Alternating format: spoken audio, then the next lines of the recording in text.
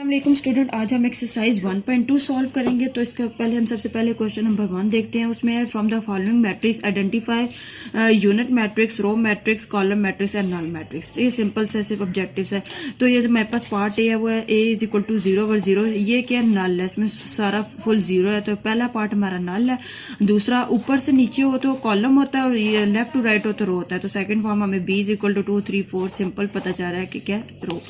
अब C part पे आते हैं। वो ऊपर से नीचे है, ये कॉलम है और ये होती है आइडेंटिटी। आइडेंटिटी होती है, उसको हम लोग यूनिट मैट्रिक्स भी कह सकते हैं। आइडेंटिटी उसके ये 1 1 होते हैं इस साइड और इस साइड 0 0। तो डी हमारे पास क्या यूनिट मैट्रिक्स। और ई फिर सेम से 0 आ गया तो नल। एफ फिर ऊपर से नीचे वो है 5 6 7। तो पहला क्वेश्चन सिंपल था कि हमने उसमें आइडेंटिफाई करना था। ओके, अब हम मूव करते हैं क्वेश्चन नंबर 2 पे।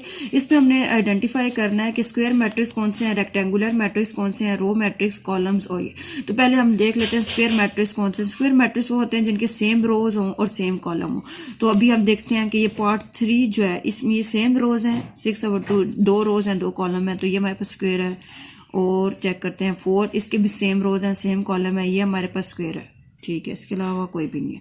उसके बाद आते हैं रो मैट्रिक्स में, वही जो हमने ऊपर से बोला है, ऊपर से नीचे वाला जो।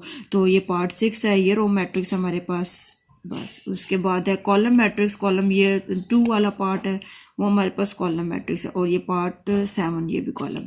उसके बाद रेक्टेंगुलर मैट्रिक्स पार्ट 1 रेक्टेंगुलर है। रेक्टेंगुलर में मतलब ये सेम होने चाहिए, उसका कोई रूल नहीं है इतना। ये पार्ट 1 रेक्टेंगुलर है। उसके बाद कौन सा रह गया, नल मैट्रिक्स। नल मैट्रिक्स हमारे पास इधर कोई है, ठीक है। पार्ट जो लास्ट पार्ट है वो 0 0 फुल 0 है, वो नल मैट्रिक्स है। और एक रह गया आइडेंटिटी मैट्रिक्स। और ये जो ऊपर भी मैंने आपको समझाया कि इधर 1 1 वैल्यूज होती है, ये 0, ये हमारे पास आइडेंटिटी। ठीक है, पार्ट 2 भी हो गया। अब उसके बाद आते हैं पार्ट 3। ये एक्सरसाइज ज़्यादा ऑब्जेक्टिव वाली है। पार्ट 3 है from the following matrix identify करें डायगोनल्स, स्क्वेलर्स और यूनिट। यूनिट वही ऊपर चीज़ जो नीचे थी वो सेम आ गया यूनिट। और स्क्वेलर्स होते हैं कि जिनके सेम इस साइड जो डायगोनल्स होते हैं ना ऑपोजिट सेम हो और दोनों साइड सेम हो। और डायगोनल्स की होती हैं कि लाजमी नहीं है सेम होना चाहिए। ठीक है, तो पहला देखें इसका, ये जो ऑपोजिट आ रहे हैं 4 4 सेम है और इधर भी 0 0 सेम है। तो ये हमारे पास कौन सा, ये हमारे पास स्क्वेलर मैट्रिक्स है। उसके बाद ये वाला देखें 5 - 3 2 होता है और 1 + 1 2 वो भी 2 होता है। तो ये भी बन जाएगा, ये भी हमारे पास सेम है। लाइक कह सकते हैं कि 5 - 3 2 0 0 1 + 1 2। तो ये भी हमारे पास स्क्वेलर मैट्रिक्स है। उसके बाद सी जो पार्ट है वो 1 0 0 1, ये हमारे पास आइडेंटिटी मैट्रिक्स भी है, इसको यूनिट मैट्रिक्स भी आप लोग कह सकते हैं। पीछे रह गया डायगोनल्स। पार्ट बी डायगोनल्स है और पार्ट 3 0, ये डिफरेंट है ना इनके रोज, और ये भी ऑपोजिट डिफरेंट है। तो डी इसके पास हमारे पास कौन सा है, डायगोनल्स। ठीक है, हम चलते हैं क्वेश्चन नंबर 4 पे। इसमें हमने फाइंड करना है negative of A B and C D. मतलब सिंपल है कि साइन चेंजेस करने हैं। तो पार्ट ए हम करते हैं, a is equal to 1 0 1 simple sign change करते हैं। नेगेटिव ऑफ ए 1 पॉजिटिव 1 है तो वो हो जाएगा -1 0 0 ही रहेगा। -1 है तो वो +1 सिंपल।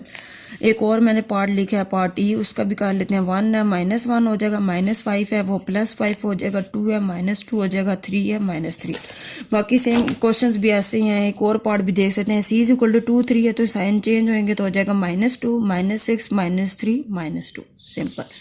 ओके, अब क्वेश्चन नंबर 5 पे आते हैं, फाइंड ट्रांसपोज।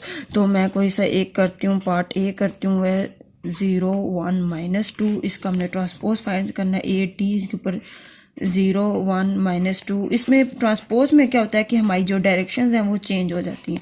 अब लाइक कॉलम था तो वो रोज बन जाएगा 0 1 -2, ये हो गया। ओके, नेक्स्ट क्वेश्चन पे चलते हैं। इसका कोई और पार्ट कर लेते हैं, पार्ट लाइक सी कर लेती हूँ। 1 2 3 2 -1 0, इसका ट्रांसपोज लेते हैं। तो पहले ऊपर मैं ऊपर लिख रही हूँ सिंपल ट्रांसपोज। ठीक है, तो ऊपर ट्रांसपोज इसमें मैंने बोला रोज कॉलम में चेंज हो जाती है। 1 2 रोज थी वो कॉलम बन गया, 2 -1 उसकी भी रोज को कॉलम में चेंज किया, 3 को 0।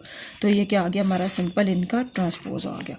ठीक है, ओके। इसी तरह बाकी पार्ट भी सेम है। पार्ट 6 है वो थोड़ा सा सॉल्व करने वाला है, वो अभी हम करते हैं। वेरीफाई करना है कि एक ट्रांसपोज का ट्रांसपोज वो सिंपल ए की इक्वल हो। तो पहले हम लेफ्ट हैंड साइड ले लेते हैं। लेफ्ट हैंड साइड हमारे पास है ए ट्रांसपोज का ट्रांसपोज। ठीक है, तो इसके लिए हमें सबसे पहले क्या फाइंड करना है, ए का ट्रांसपोज। ए की वैल्यू क्या थी क्वेश्चन में, 1 0 2 1।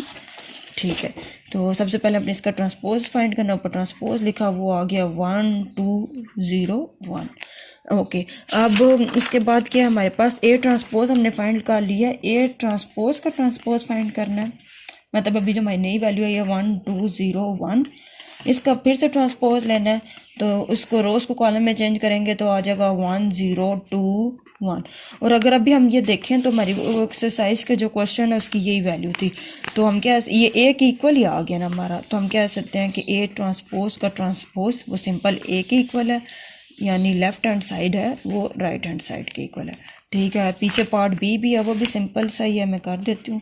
बी ट्रांसपोज का ट्रांसपोज सिंपल बी के इक्वल, लेफ्ट हैंड साइड है वो हमने लिया, उसमें हमने फाइंड किया बी का ट्रांसपोज, बी ट्रांसपोज का ट्रांसपोज, बी की वैल्यू थी 1 2 1 0, इसके ऊपर ट्रांसपोज लिखा वो होगी, रोज को कॉलम में चेंज की 1 1 2 0।